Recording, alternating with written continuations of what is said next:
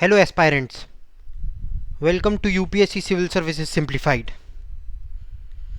The end of the Cold War is usually seen as the beginning of the contemporary era in world politics, or in other words to say, the beginning of era of international relations.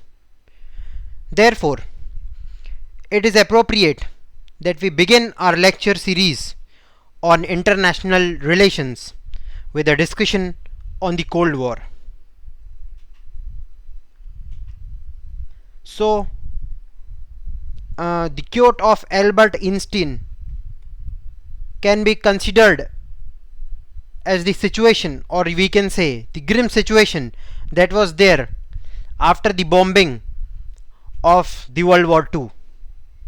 That I know not with what weapons World War III will be fought, but World War IV will be fought with sticks and stones. So this quote shows the grim situation that was there during the Cold War, or we can say during the 1945s onwards, between the two superpowers, that was the USA and the Soviet Union. So our area of discussion for this particular lecture would be the background of how the Cold War started, what was the Cold War all about. Then we'll see the Cuban Missile Crisis, which is considered as the point where the Cold War actually started. Then we'll see what is the Cold War, what is Cold War all about. Then we'll see the emergence of the power blocks. After that, we'll see the arenas of the Cold War. Then we'll see the challenges to bipolarity. Then new international economic order. And at last, we'll see India and the Cold War. So let's start. The background.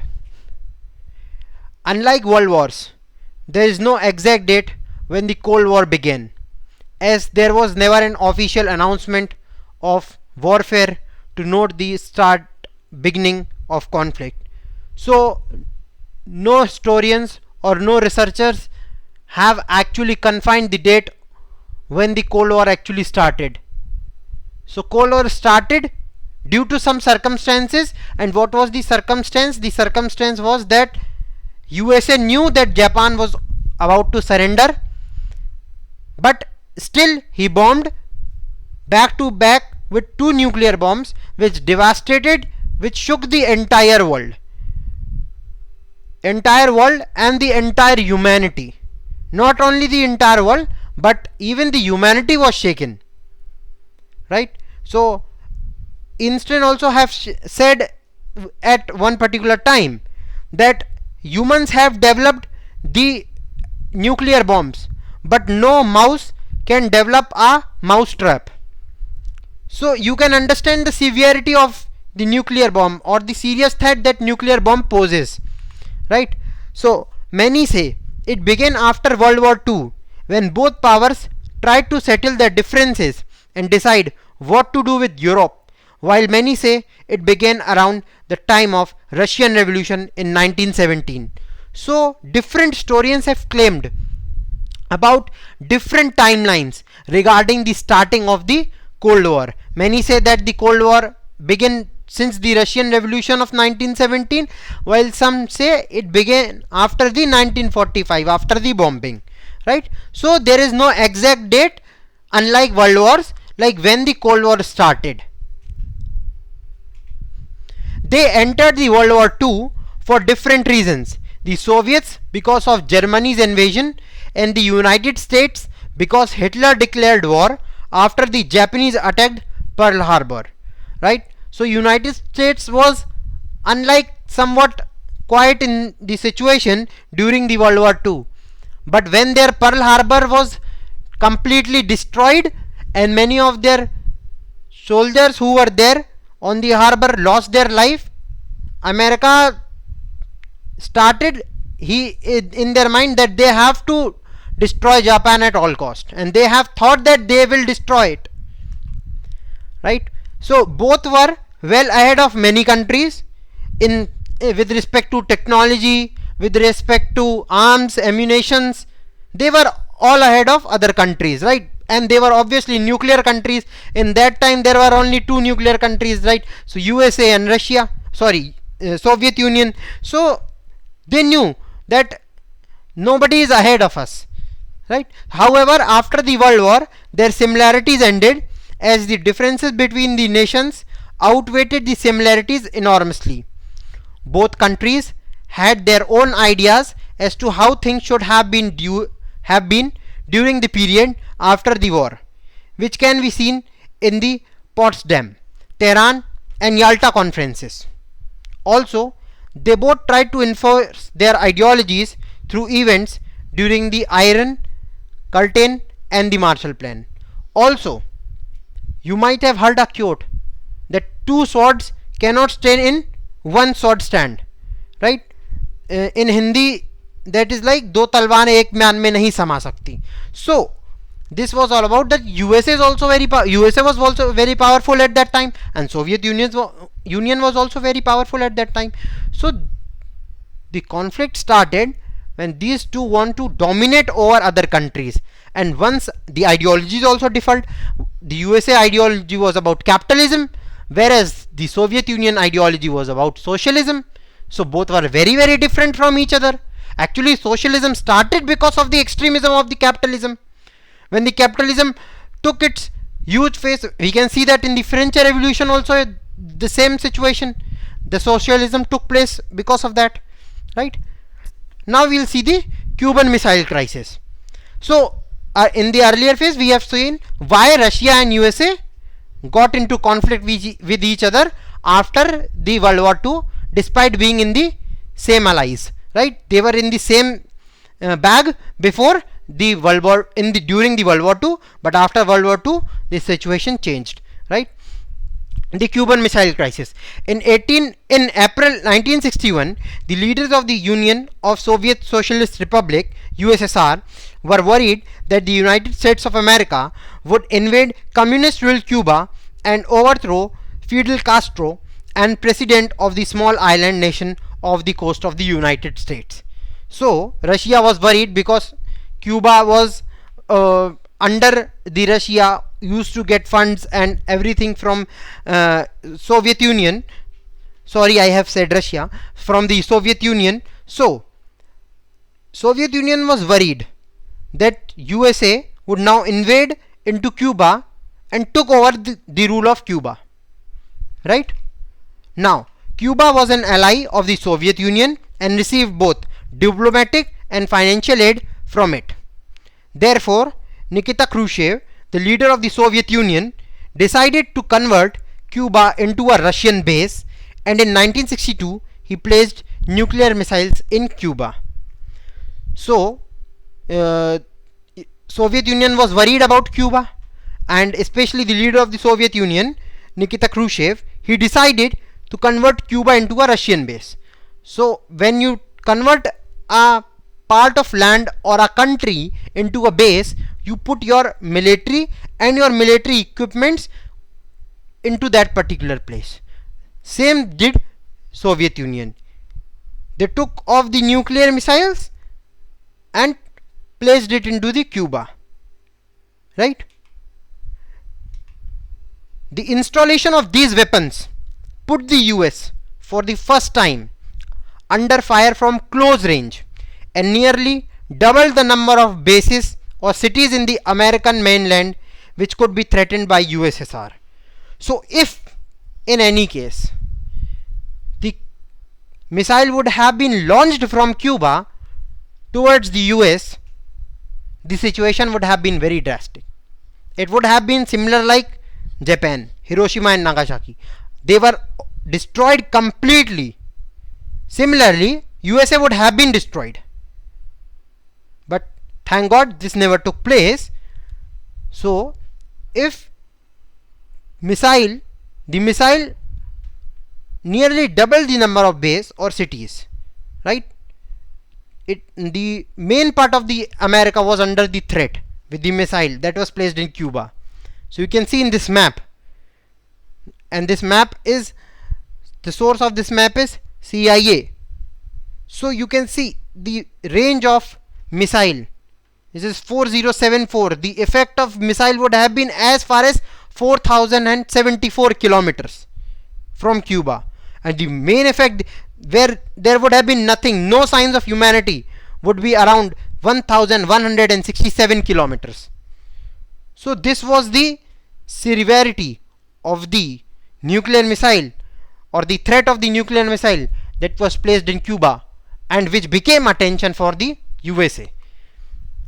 So 3 weeks after the Soviet Union had placed the missile weapons in Cuba, the Americans became aware of it. So after 3 weeks, American came to know, oh my god, we have a nuclear missile right beneath our country, that is Cuba. Right? The USA President John F. Kennedy and his advisors were reluctant to do anything that might lead to a full-scale nuclear war between the two countries. So they knew the consequences or the consequences of the war. Every country has seen the consequences of the nuclear bombing, right? So the bombing of nuclear is not a beneficial to one country or another country. Actually, in a war, it's not about victory, it's all about who survives, right? So full scale nuclear war between the two countries, but they were determined to get Khrushchev to remove the missile and nuclear weapons from Cuba. So USA was reluctant, or it was hesitating to get into another war, or to say nuclear war, because that would have been a nuclear war. Yes, it would have been a nuclear war for sure. So USA was hesitating to do it, but it was reluctant. It was confident that we have to get this missile off from our head. We have to remove this missile at all cost. So it was putting in pressure on Khrushchev, the leader of the Soviet Union, to remove this missile. Right? Kennedy ordered American warships to intercept any Soviet ships heading to Cuba as a way of warning the USSR of its seriousness.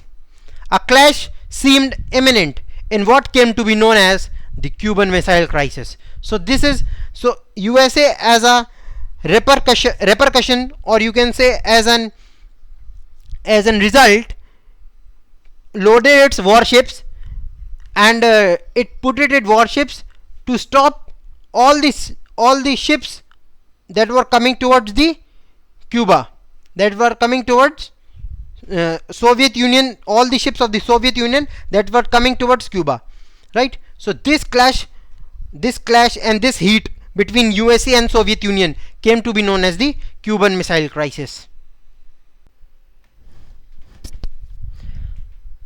The prospects of this clash made the whole world nervous, for it would have been no ordinary war. But eventually, to the world's great relief, both sides decided to avoid war. So Soviet Union was also reluctant. It has also seen the atomic or the havoc condition after the nuclear bombing in the Hiroshima and Nagasaki. So bombing is not a nuclear situation. Bombing is not an ordinary situation, right? Bombing devastates whole humanity. So nuclear bombing is not in like you throw one nuclear bomb, I throw one nuclear bomb, the war ends. It is not a child play, or it is not a something to you can fight with. It devastates, it destroys whole humanity, right? So the Soviet ships slowed down and turned back. So Soviet said, okay, the warships that were there for to stop the USSR ships, Soviet took those ships back. And the Cuban Missile Crisis. So the Cuban Missile Crisis was the highest point of what came to be known as the Cold War. So missile crisis, in which everybody was chewing their nails that what would happen now, nobody knows what would happen next. Everybody was looking at USA, and then at USSR, then at USA, again at USSR, that what these countries will do, what they will do. What if Russia launches its missile from Cuba? What if USA repercutes it? USA also launched the missile. Then the situation would have been very grim. So it was the highest point of what came to be known as the Cold War. The Cold War referred to the competition, the tension, and a series of confrontations between the United States and the Soviet Union, backed by their respective allies. So some countries with were USA, and some countries with were Soviet Union. they both were supporting them, right? So like every leader has their supporters, so both the countries were obviously leaders, and they were having some countries as supporters or allies. Fortunately, however, it never escalated into a hot war, that is a full scale war between these two powers. There were wars in various regions with the two powers and their allies involved in warfare and in supporting regional allies, but at least the world avoided another global war or the World War III. It was avoided. So this was a very sigh situation, and everybody took a breath of relief that World War III or another nuclear devastating war is not going to happen, which would have destroyed half of the earth. If not full, then half of the earth.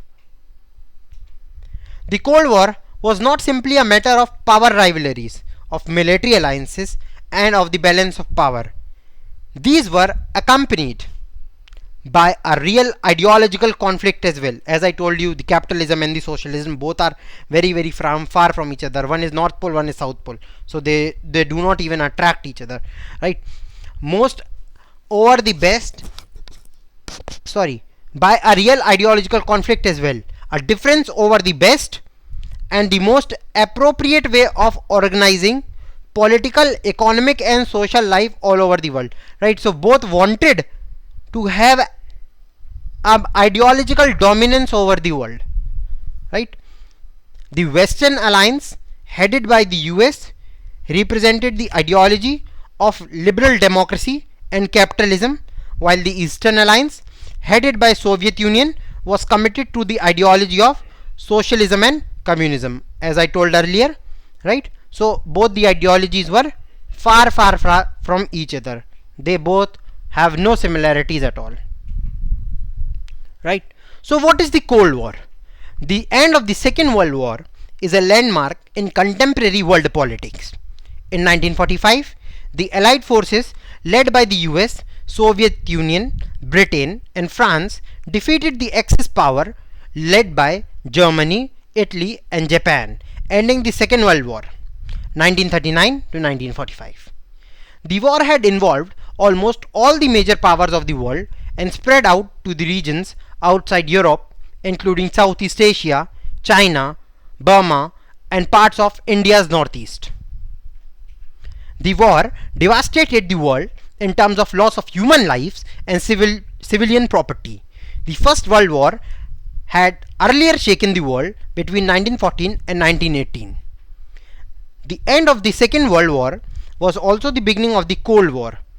The World War ended when the United States dropped 2 atomic bombs on the Japanese cities of Hiroshima and Nagasaki in August 1945, causing Japan to surrender. Obviously Japan was destroyed, so there was nothing left as to fight back against the Americans, so they have to surrender.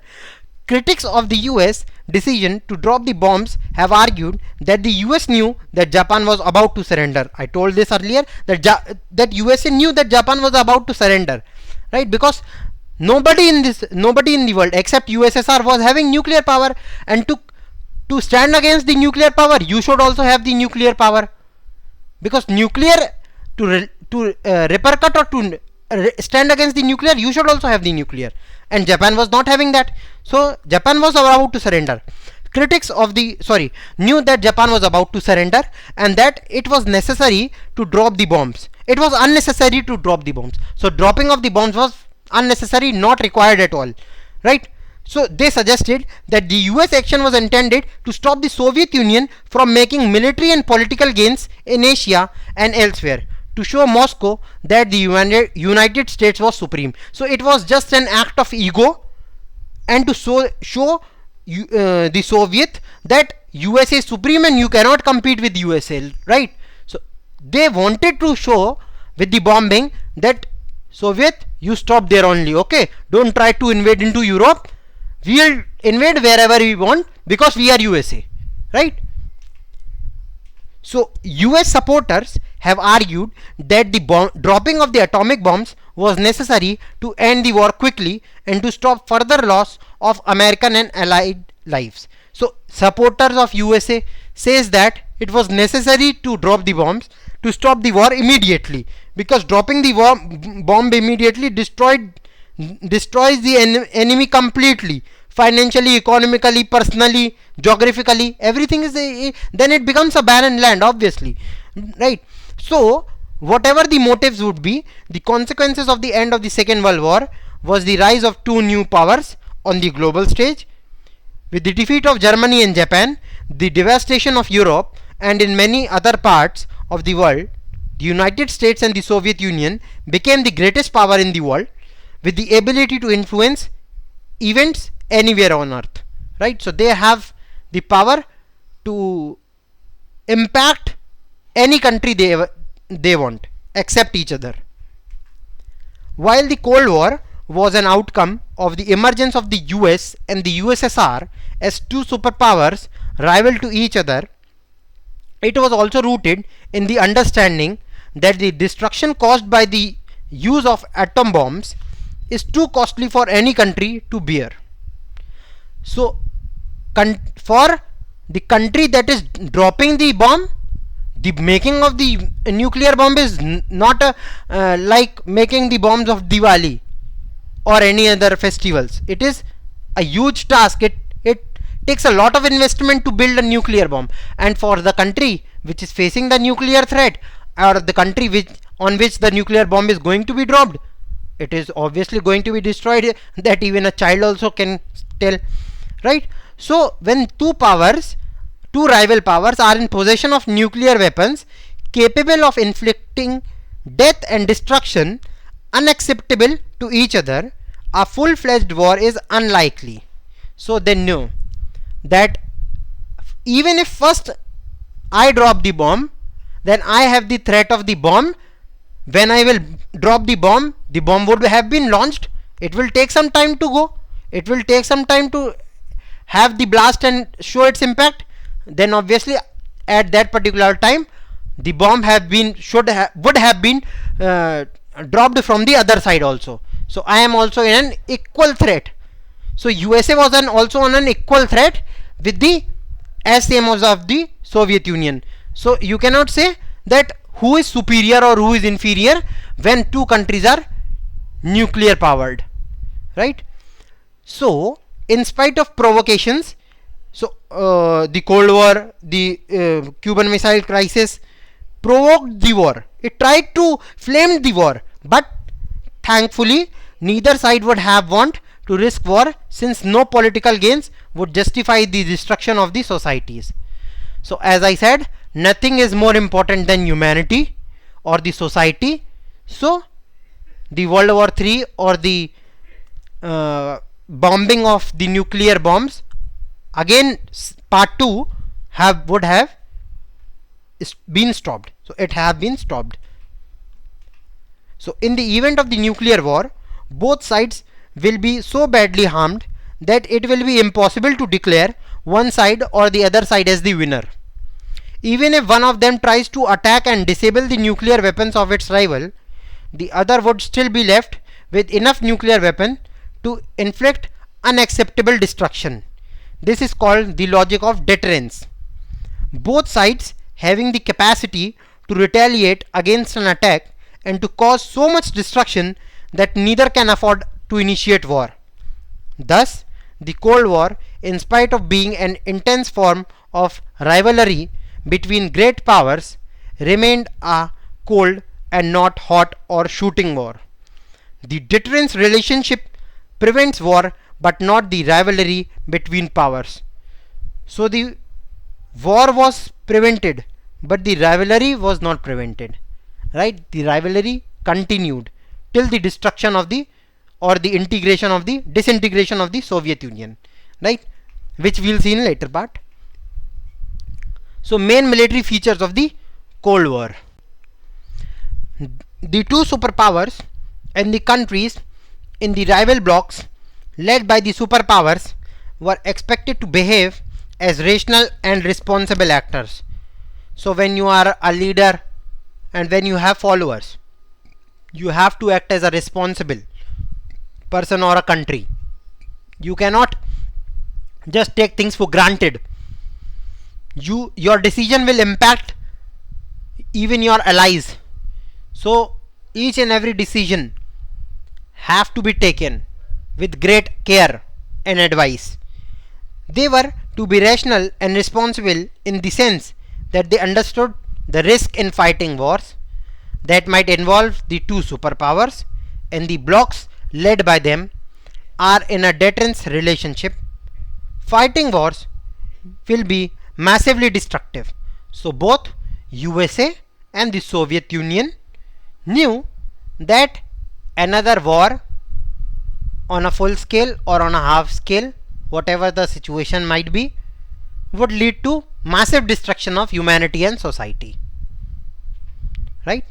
Responsibly, therefore, meant being restrained and avoiding the risk of another world war. In this sense, the Cold War managed to ensure human survival. That is why this is known as the Cold War. So cold means there is no destruction of humanity.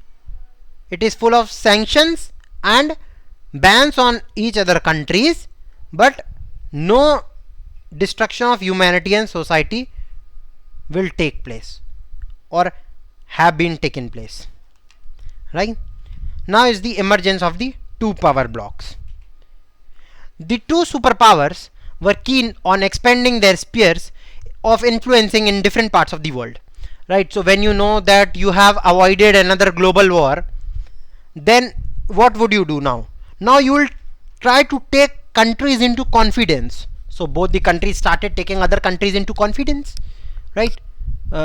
X country, you come with us, we'll provide you military security, we'll provide you resources. Y country, you come with us, we'll provide you this better than the other country. So they were trying to influence, they were trying to influence one country and another country and so on, so as to expand their empire. Right? So in a world sharply divided between the two alliance systems, a state was supposed to remain tied to its protective superpower to limit the influence of other superpower and its allies. Right? So once the country becomes the allies, it was declared that an attack on my ally would be considered as an attack on myself, and then it will lead to a full scale war.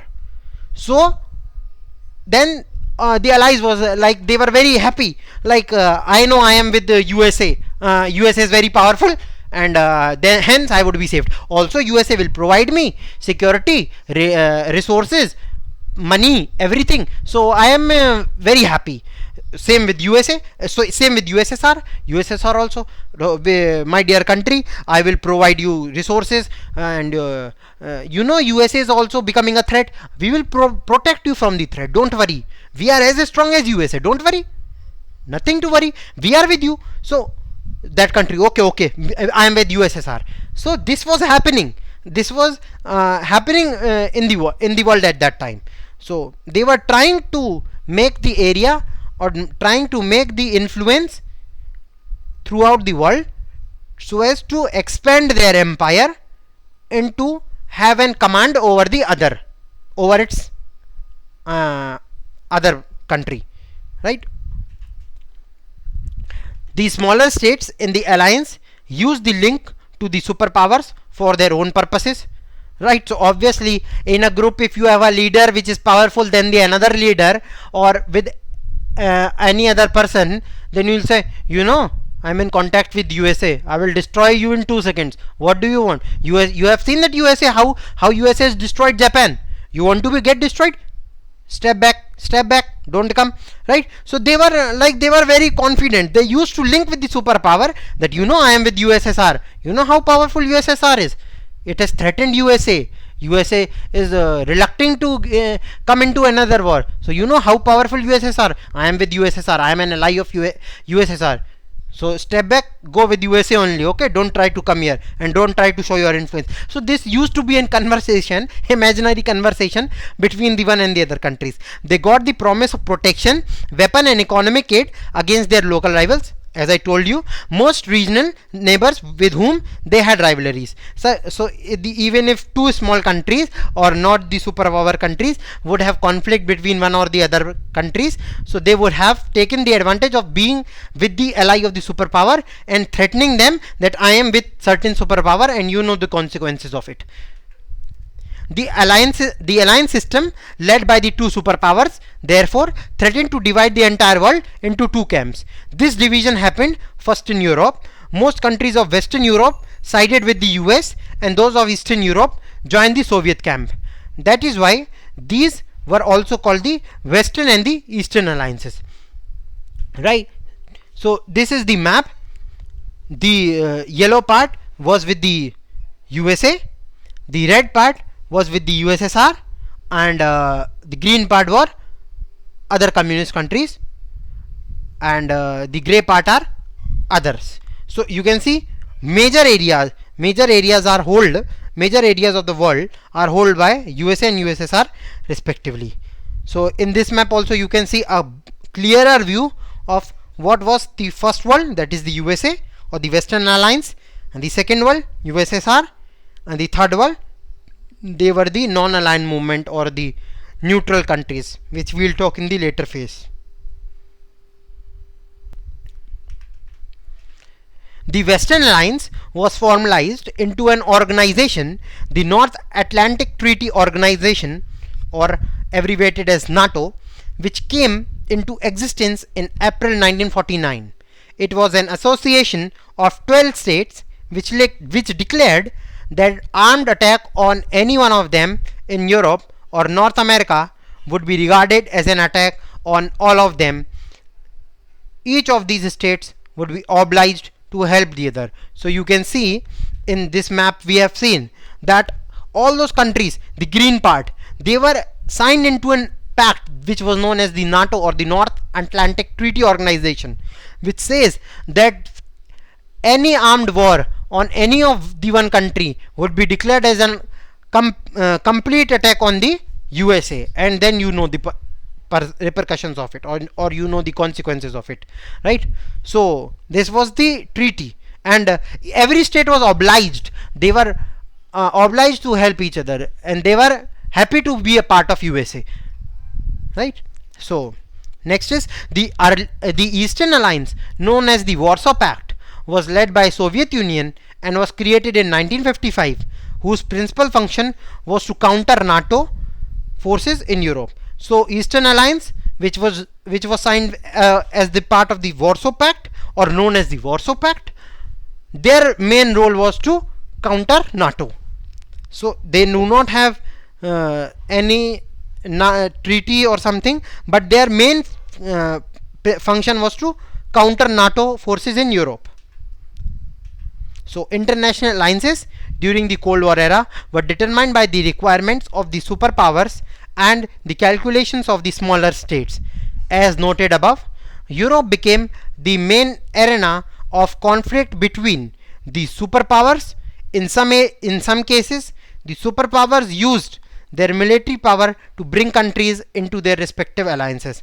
So sometimes the first country would try to invade into another country and try to bring him into confidence that you come with us, we'll provide you better conditions and things as compared to other superpower. So Soviet integration in Eastern Europe provided an example. So Soviet integration into Eastern Europe, this was an example of bringing other countries into respective alliances. The Soviet Union used its influence in Eastern Europe, backed by the very large presence of its armies in the countries of the region, to ensure that the eastern half of the Europe remained within its sphere of influence. So USSR used his huge army to bring into confidence the the countries of the Eastern Europe that you remain with us only. So they provided them all kinds of aids, and also they were backed with huge armies of USSR. So in Eastern and Southeast Asia and in West Asia, Middle East, the United States built an alliance system called the Southeast Asian Treaty Organization, SEATO, and the Central Treaty Organization, that is CENTO. So East and Southeast Asia and West Asia, Middle East, these all together with the United States build an alliance known as the SEATO and CENTO. The Soviet Union and Communist China responded with regional countries such as North Vietnam, North Korea and Iraq. So they brought into confidence these countries so as to make their influence more than USA. The Cold War threatened to divide the world into two alliances. Under these circumstances, many of newly independent countries, after gaining their independence from the colonial powers such as Britain and France, were worried that they would lose their freedom as soon as they gain formal independence. So countries like India, for example, was very worried, like Britain has left us just now with independence and now we have to join either of the alliances, but so we will not be left with freedom, we will not taste the freedom, we will not be able to taste the freedom, how freedom tastes, because now here we'll be leaving the colonial rule, then we have to join with either of the forces or either of the superpowers. So cracks and splits within the alliances were quick to appear. Communist China quarreled with the USSR towards the late 1950s, and in 1969 they fought a brief war over a territorial dispute. So this is not something which comes as a shock or something. China has that expansionist policy of taking other countries' land. Recent example is with India, right? So China is a country which is in news for quarreling. So it quarreled with USSR. So it was an ally of USSR, but it quarreled in 1969. So the other important development was the non-aligned movement, or the NAM, which gave the newly independent countries a way of staying out of the alliances. So non-alignment movement was developed for this particular purpose, that if you don't want to stay with the first world or the second world, you come and join the third world, that is neutral. So now a question arises that why do superpower needed allies?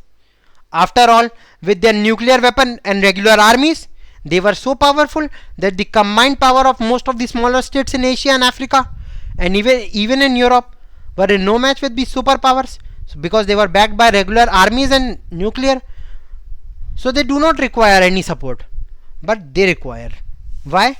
Because the smaller states were helpful for the superpowers in gaining access to vital resources such as oil and minerals. So many of these smaller countries were having huge capacity or huge stock of resources of oils and minerals, which was important to regulate movements of tanks, of machineries, etc.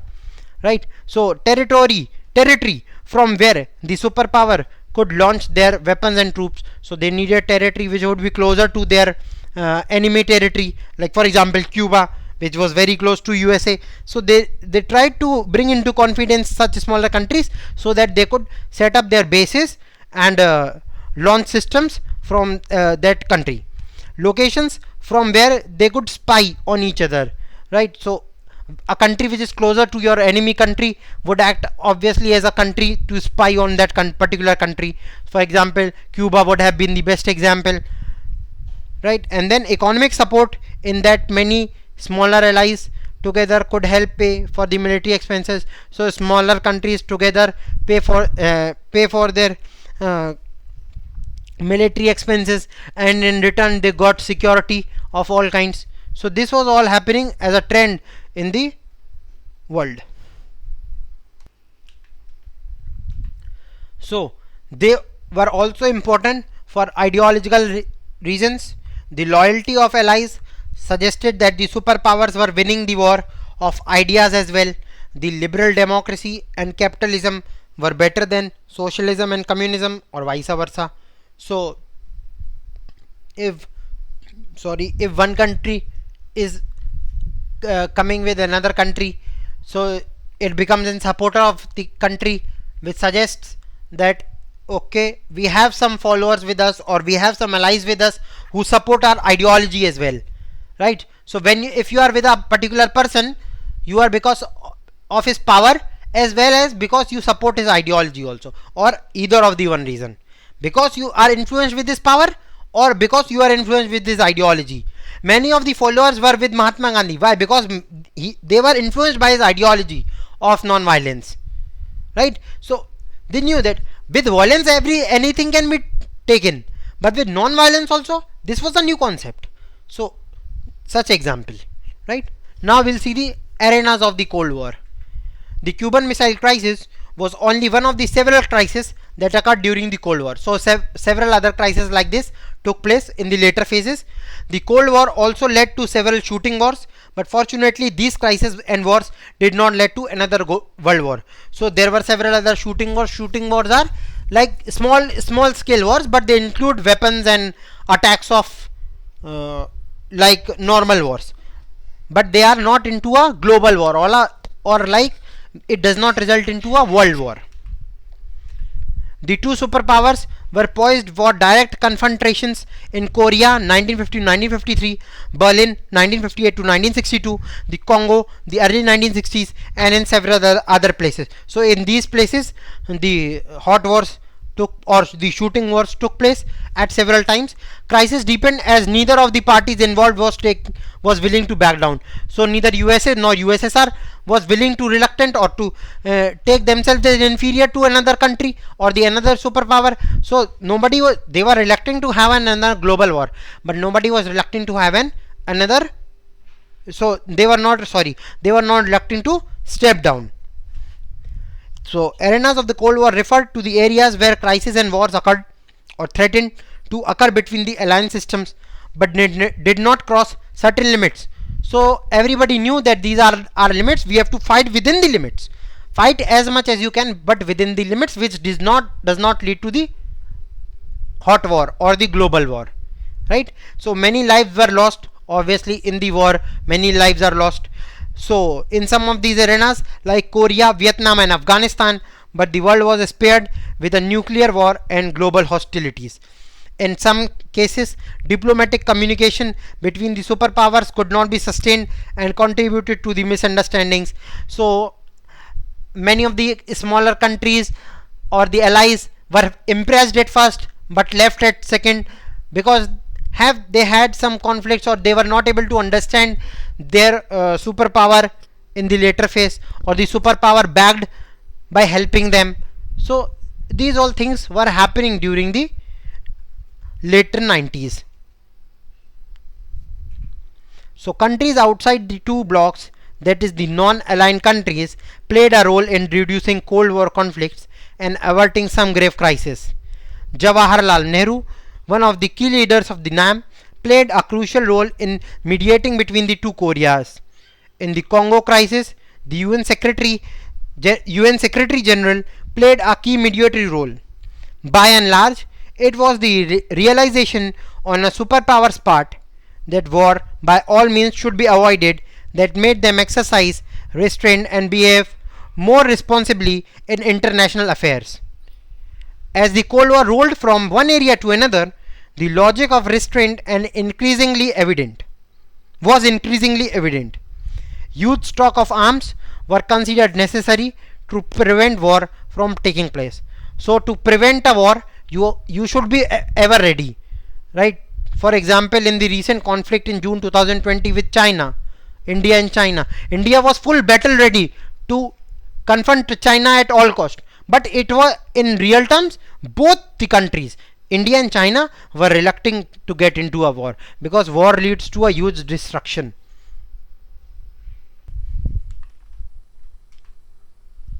So next is the two sides understood that war might occur in spite of restraint. So despite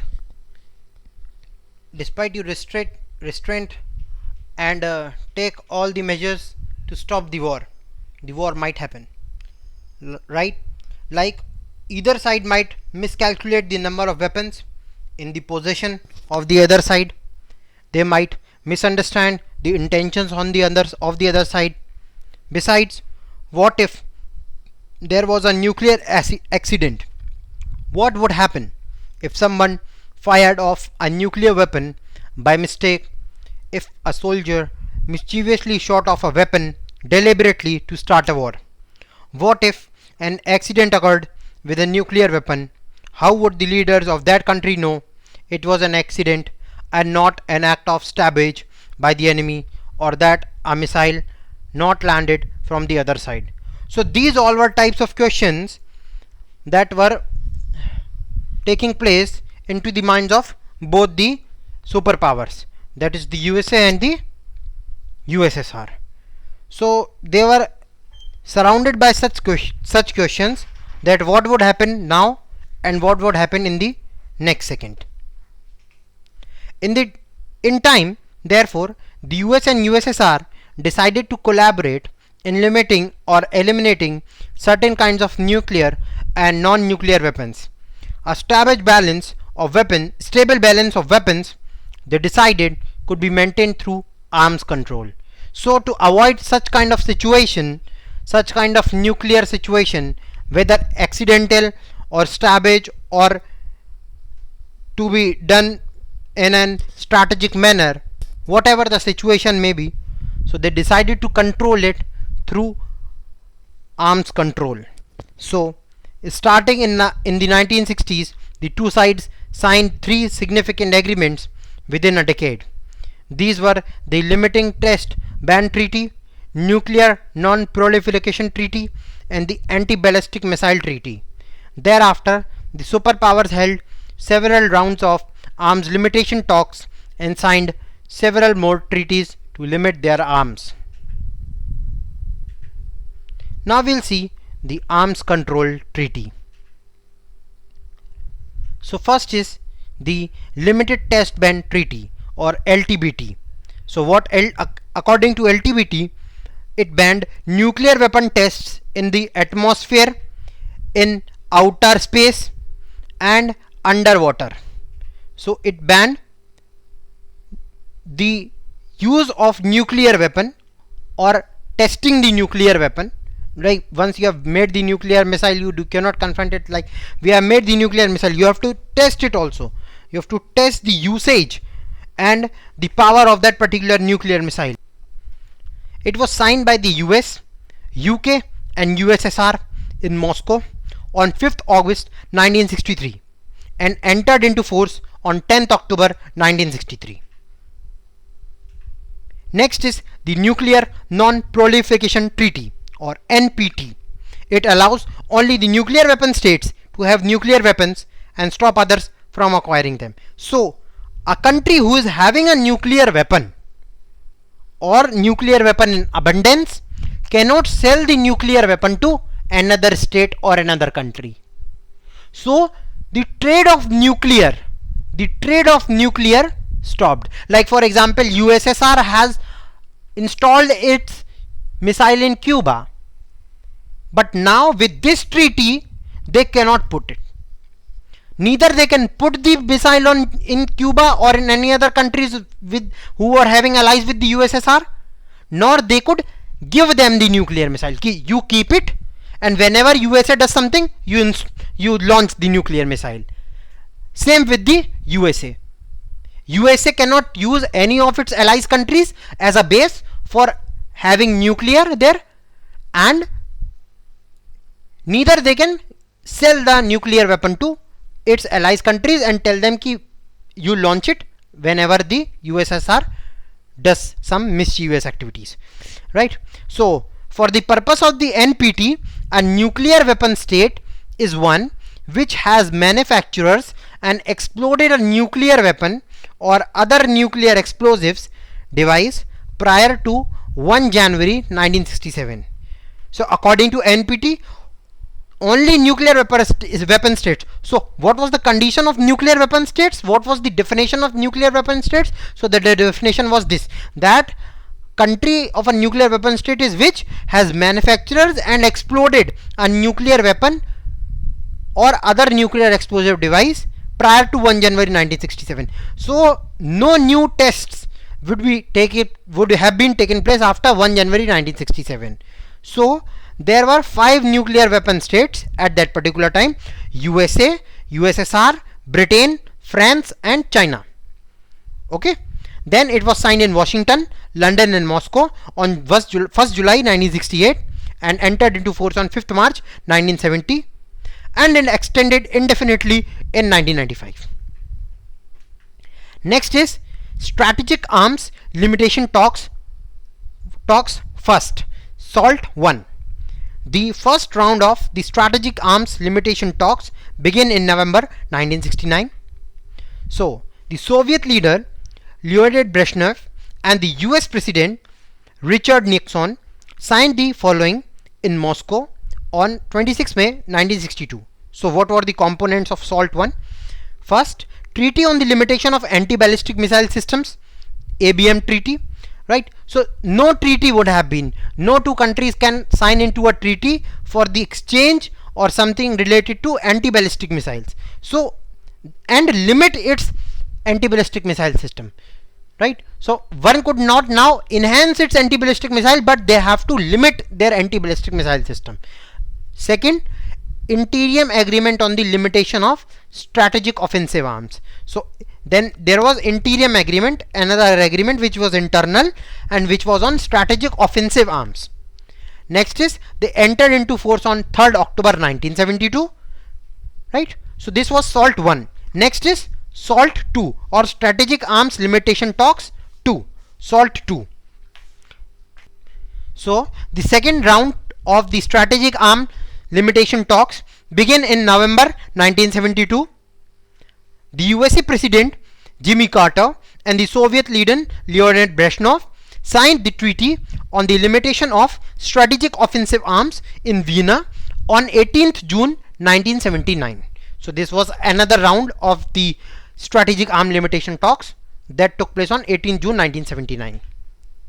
Next is Strategic Arms Reduction Treaty first or START 1. Treaty signed by the USSR President Mikhail Gorbachev and USA President George Bush Sr. on the reduction and limitation of strategic offensive arms in Moscow on 31st July 1991. Right? Then we have the Strategic Arms Reduction Treaty 2 or START 2, in which treaty was signed by the Russian President Boris Yeltsin and the US President George Bush Sr. on the reduction and limitation of strategic offensive arms in Moscow on 3rd January 1993. Next is Challenge to Bipolarity. Now so this all was taking place like all the countries have to get associated with the either of the first world, that is the USA, or with the second world, that is the USSR. But what happened is there were certain challenges to bipolarity. For example, cracks developed, we have discussed in the previous slide. For example, certain cracks developed, certain countries backstabbed like China, and another big challenge was non-aligned movement. So now we will talk about the non-aligned movement. So the Cold War tended to divide the world into two rival alliances. So the Cold War has divided the world into two, and each country was obliged to get with one of the countries, or they were brought into by force, or you can very smaller countries but were brought by force who were not anything by themselves, right? And some countries were impressed by either of the superpowers to come with us, right? They were said, we will provide you certain things and you come with us. So this was all happening. So the non-aligned offered the newly decolonized countries of the Asia, Africa and Latin America a third option not to join either alliance, because they knew all those, like for example Asia, Africa and Latin America, these decolonized countries of, like for example India, Pakistan was not at that time, India and other countries who were once into the hands of colonial power. So they knew the meaning of independence. They have realized how was the situation, or what a barbaric situation would be if you are under the hands of a superpower or someone who has control on you. So being in the hands of a superpower or being into the hands of a colonial is none other than the same. You are under someone and you have to act according to their rules and regulations. So it would have been pretty difficult. Like, once you get free from the colonial rule and you came to know tomorrow you have to join either of the superpower. So this is something which has come into the mind of the leaders of the NAM, and they created the non-aligned movement. So the roots of NAM or non-aligned movement went back to the friendship between three leaders: Yugoslavia's Josip Broz Tito, India's Jawaharlal Nehru, and Egypt's leader Gamal Abdel Nasser, who held a meeting in 1956. So they all three met together and formed a non-aligned movement that we were earlier in the colonial rule. Now we won't be joining any of the superpower. Rather, we would be a country which will be declined as non-aligned. So non-aligned. So the term non-aligned, we won't be aligned with any of the countries, right? But we will be supporting them with ideologies, but not with full support, right? So then Indonesia's Sukarno and Ghana's Kwe Nkrumah strongly supported them. So these two other leader, Indonesia's leader and Ghana's leader, strongly supported them, and hence they became a 5 persons to form an organization or to form a movement which was known as the non-aligned movement or the Third World. These 5 leaders came to be known as the 5 founders of non-aligned movement. So these 5 you can see in this picture. These all are the 5 leaders of the non-aligned movement. Let us see each of them one by one. So first is Josip Broz Tito, 1890 to 1980, President of Yugoslavia, 1945 to 1980, fought against Germany in World War II, was communist by nature, maintained some distance from the Soviet Union, and forged unity in Yugoslavia. Next is our own first Prime Minister, Mr. Pandit Jawaharlal Nehru, 1889 to 1964. He was the first Prime Minister of independent India in 1949 to 64. Made efforts for Asian unity, decolonization, nuclear disarmament. So main credit of nuclear disarmament goes to Pandit Jawaharlal Nehru. Then sorry for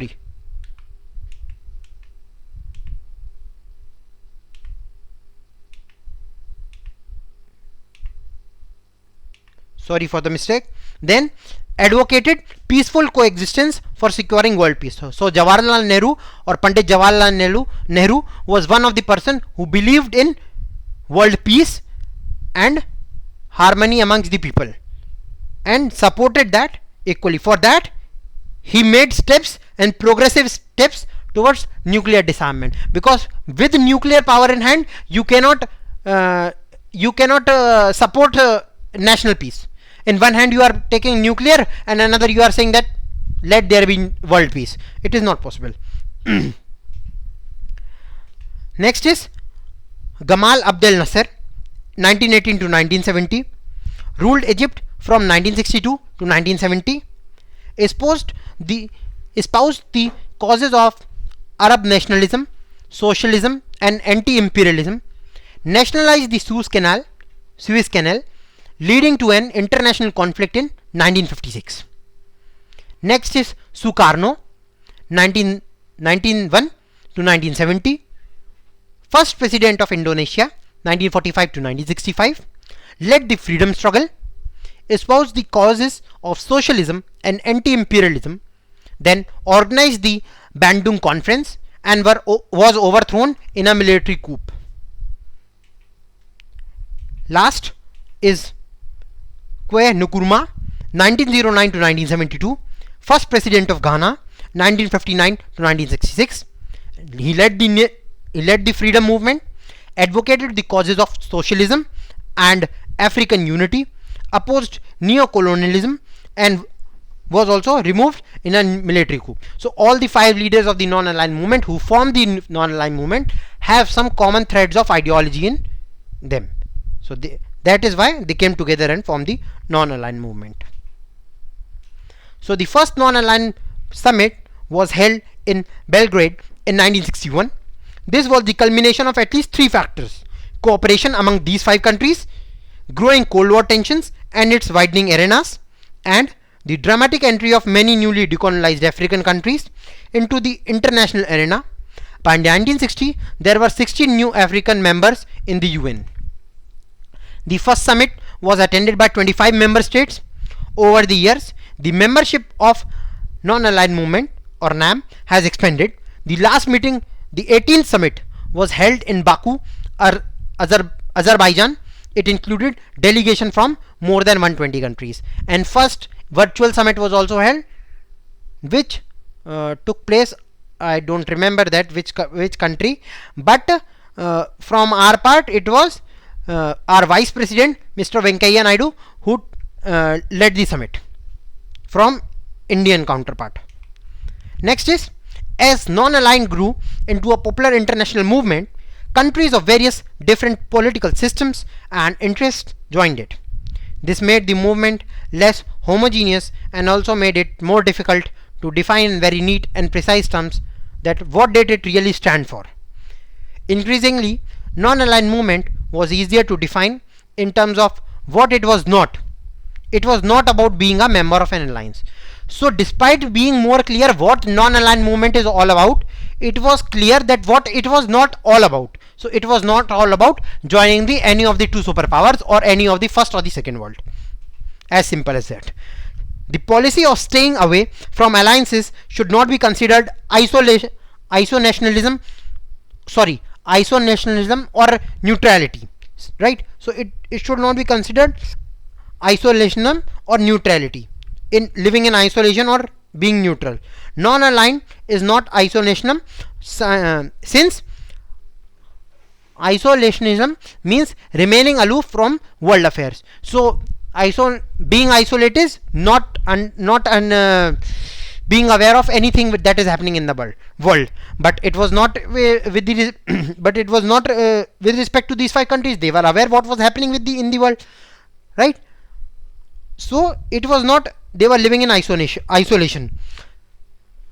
So isolationism means sums up the foreign policy of the US from the American War of Independence in 1787 up to the beginning of the First World War.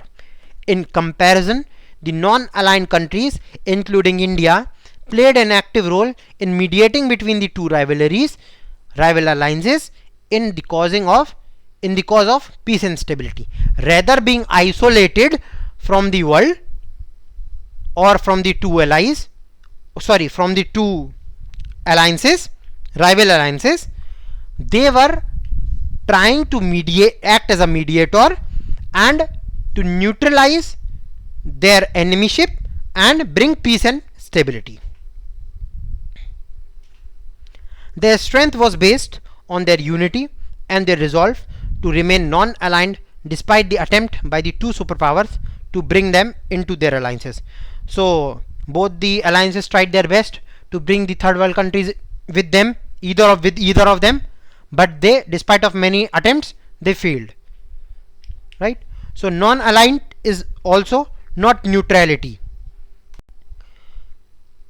So the policy of staying away from alliances should not be considered isolationism or extremely sorry, right? Non-aligned is also not neutrality. So neutrality refers principally to a policy of staying out of war. So they do not get involved in wars and do not take any position on the appropriateness or morality of war. So this is not like you can see in 1962 we had war with China, then continuous wars with Pakistan. So being neutral was not the policy of India, but it was to be neutral or to be balanced, or having a balanced approach. In simple terms we can say to have a balanced approach with respect to first or the second world. They did not get involved in wars, and it was not like they did not get involved in wars or do not take any position on the morality of a war. Non-aligned states, including India, were actually involved in wars for various reasons and also worked to prevent wars between others and tried to end wars that had broken out. So India actively took part, and except 1962 India had won all the wars, right? So in 1962 there was some kind of mishappening or some kind of miscommunication between the forces and the leaders, otherwise we would have been won that war also, right? Next is new international economic order. The non-aligned countries were more than merely mediators during the Cold War. The challenge for most of the non-aligned countries, a majority of them were categorized as the least developed countries or LDCs, was to be more developed economically and to lift the people out of poverty. Economic development was also vital for the independence of the new countries, as they were colonial in nature, so they had been destroyed economically. In terms of others also, socially they were also destroyed, but more in terms of economically, because if you are economically strengthened, then you can other things you can strengthen by default, or with time you will strengthen it. But economical, if you are destroyed economically, then it becomes very difficult for you to stand back again. So without sustainable development, a country could not be truly free. As I said, it would remain dependent on the richer countries, including the colonial powers, from which potential freedom had been achieved. So sustainable development is very necessary, that is economic development. In layman terms you can say economic development. So being developed economically is very important, unless you are not free, unless you are somewhat in the hands of other countries, because then you have to export technology, then you have to import technology, right, and other things from the other countries, so you have to depend on them. So the idea of a new international economic order, NEO, originated with this realization. The United National Conference on Trade and Development, UNCTAD, brought out a report in 1972 titled Towards a New Trade Policy for Development. The report proposed a reform of the global trading system as to give the LDCs control over their natural resources exploited by the developed Western countries. So it said that let the countries who had gained independence, let them take control of their natural resources, so that they can earn some amount from it and develop their country economically, develop their country in terms of all means, right? Socially, economically, politically, all terms, mainly economically. Then obtain access to Western markets so that the LDC could sell their products and therefore make trade more beneficial for the poorer countries. So once they have their natural resources in hand, they can produce some products from the natural resources that they have gained, and then they can trade with the Western countries and get some profit which will be beneficial for themselves. Next is reduce the cost of technology from the Western countries. So at that particular time, importing of technology was a very big issue and it was a costly affair. So it suggested that the technology from the Western countries, the cost should be reduced, and to provide LDCs with a greater role in international economic institutions, and LDCs should be provided a greater role. Gradually, the nature of non-aligned changed to give greater importance to economic issues. In 1961, at the first summit of Belgrade, economic issues had not been very important. By the mid 1970s, they had become the most important issues. So every country, whether it is every countries that were the part of the third world, now had the burden on themselves to develop themselves economically. Therefore, now they have changed their focus or agenda towards how they can develop themselves economically by the help of both the superpowers. So as a result, non-aligned movement became an economic pressure group. So it was a race, like if you support non-aligned movement, they'll support you ideologically, right? So both the first world and the second world countries took this opportunity and tried to help the third world countries with all their efforts. However, by the late 1980s, the NEO initiative had faded mainly because of the stiff opposition from the developed countries who acted as a united group, while the non-aligned countries struggled to maintain their unity in the face of this opposition. So despite all these efforts, that was the front phase only, like we are ready to help you, but internally it was like they were reluctant to help the third world country because they were not with them, right? Instead they would like to help those countries which were their allies. So they were reluctant to help them, both, whether USA or USSR, both were reluctant to help the third world countries and to help them developing their economic pillars. Okay, so they acted as a united group with the non-aligned countries, and they were saying that first you come with us, you become our ally, we will help you to gain economic, we will help you in developing economic resources. Next is India and the Cold War. So as a leader of non-aligned movement, so India was the leader of one of the leaders of the non-aligned movement. India responds to the ongoing Cold War at twofold levels. So India twofoldedly confronted the Cold War. That particularly at one level it took particular care in staying away from the two alliances.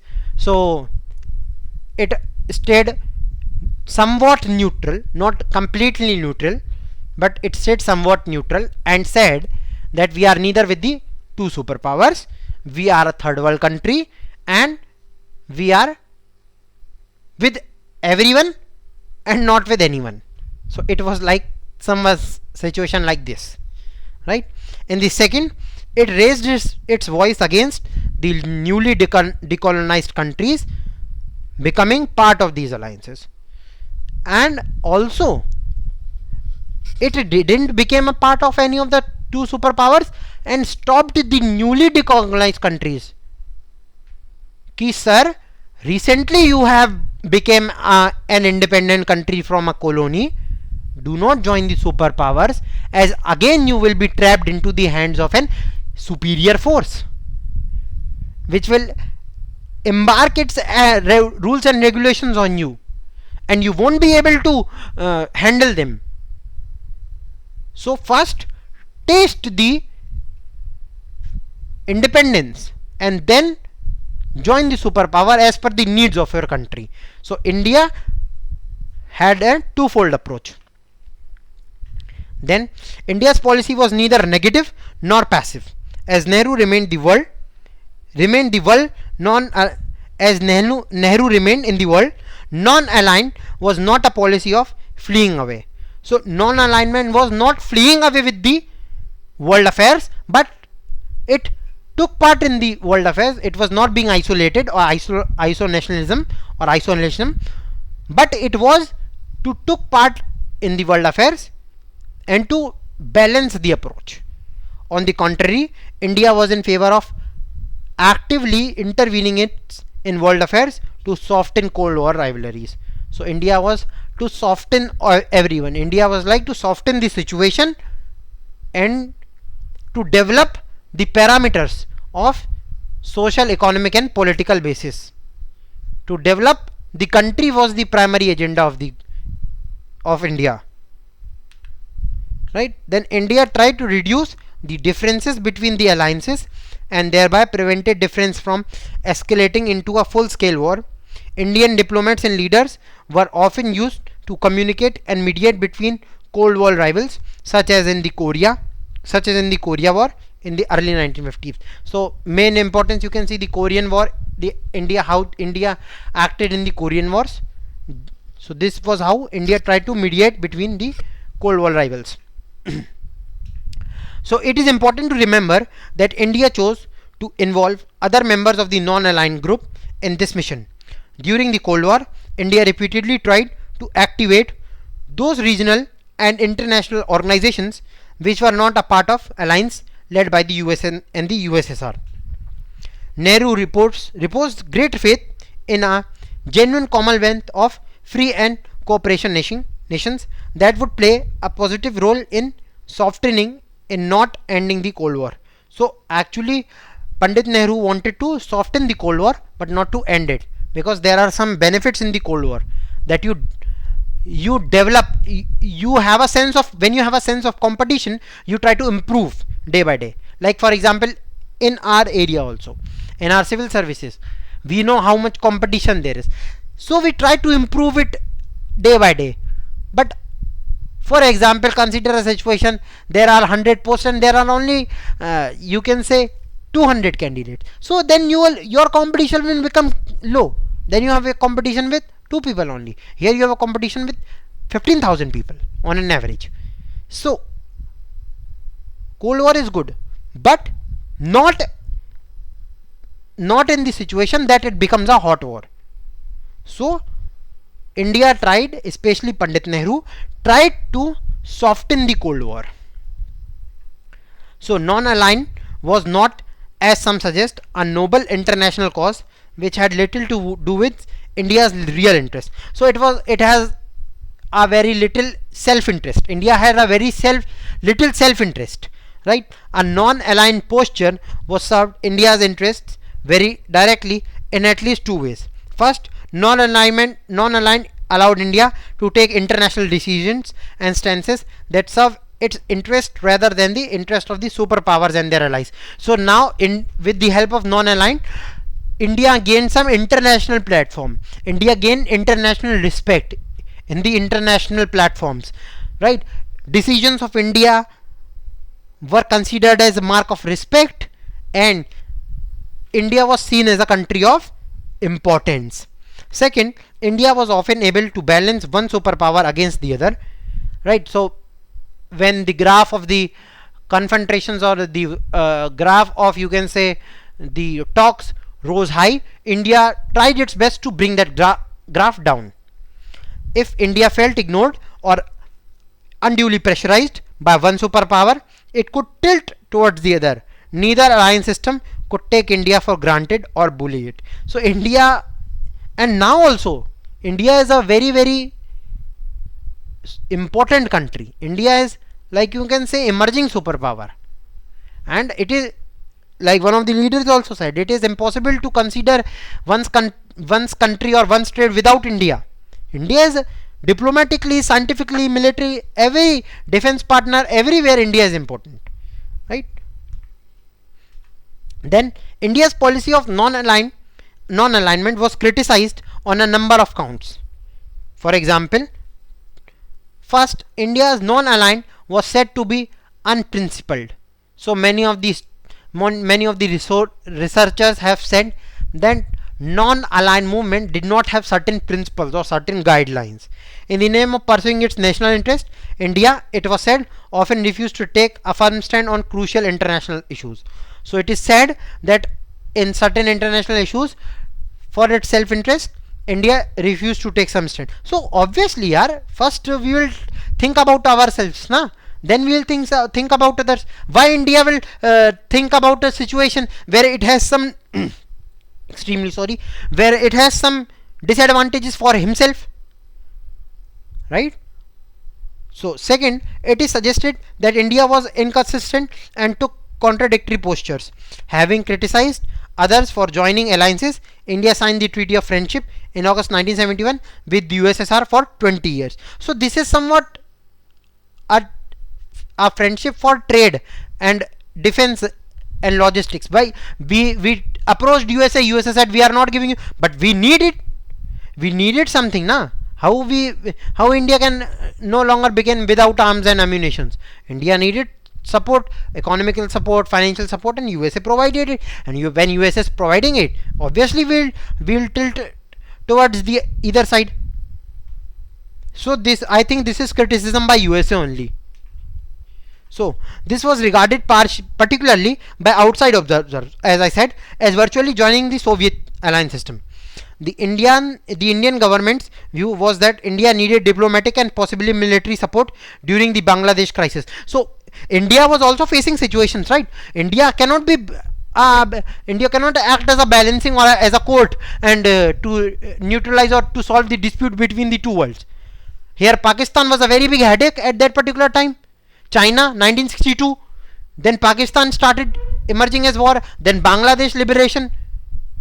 So India was also having lots of problems, and it needed diplomatic support, it needed military support. So it needed one of the superpowers to favor, and no superpower was favoring at that particular time, being a neutral state. So they were saying, you come with us, you become our ally, we'll support you. But India said, no, we don't want to. We want to become a non-aligned country. So then you go and carry on with yourself. They both the US and USSR said, like I am telling, like I was there. Like then non-aligned as a strategy evolved in the Cold War context, and with the disintegration of the USSR and the end of the Cold War in 1991. So with the disintegration of the USSR, which we will see in our next lecture, the Cold War came to an end.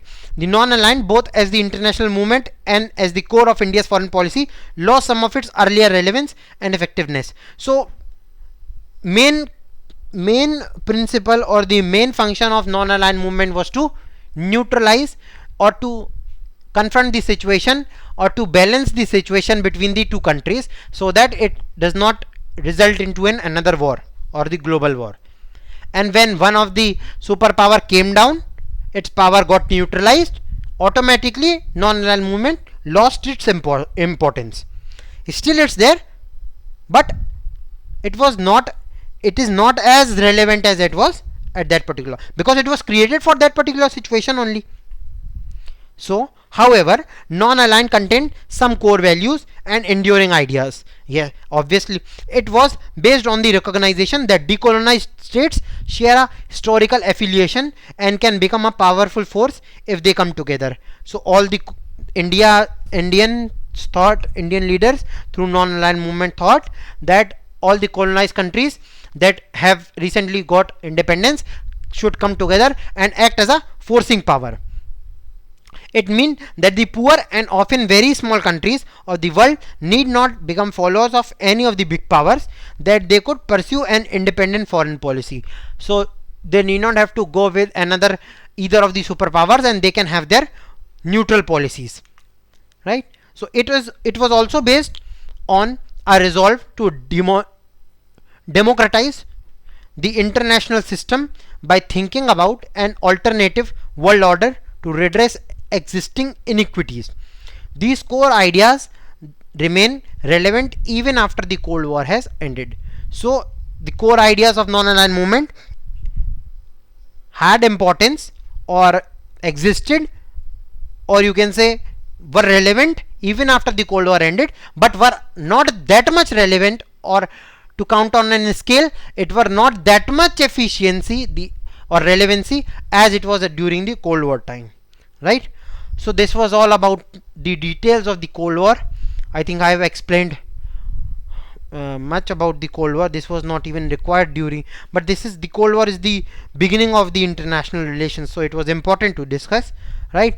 So the PDF of the same, the notes, the multiple choice questions, and the crisp note, revision notes, mind maps are shared on the group.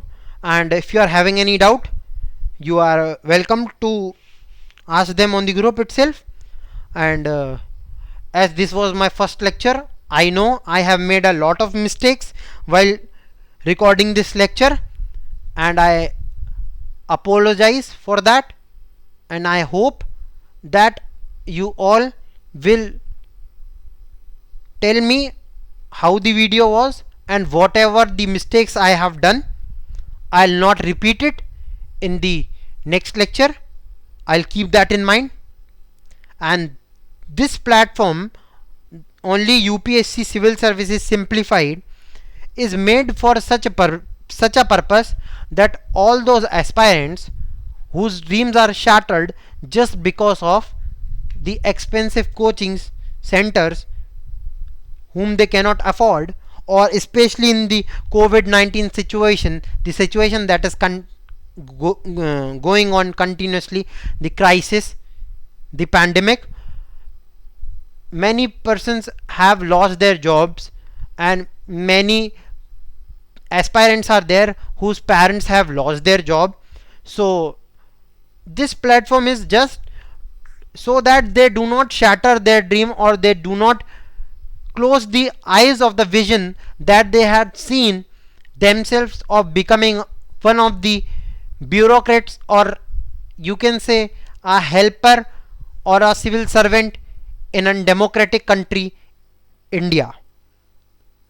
So I will try my best to give everything that is possible for you all, and at times I may be wrong at certain places, so you can please pardon me as your small brother for all those mistakes that I have confronted in this lecture, and I'll make sure that I'll not confront it in any other lecture. All the suggestions, doubts, any improvements, any ideas are most welcome on the group, or you can personally mail, right? So this was all about the Cold War. In the next we'll see the downfall of the USSR, right? And we'll discuss the details about the same. Thank you, have a great day, and please stay at home and stay safe from this deadly virus. Thank you everyone.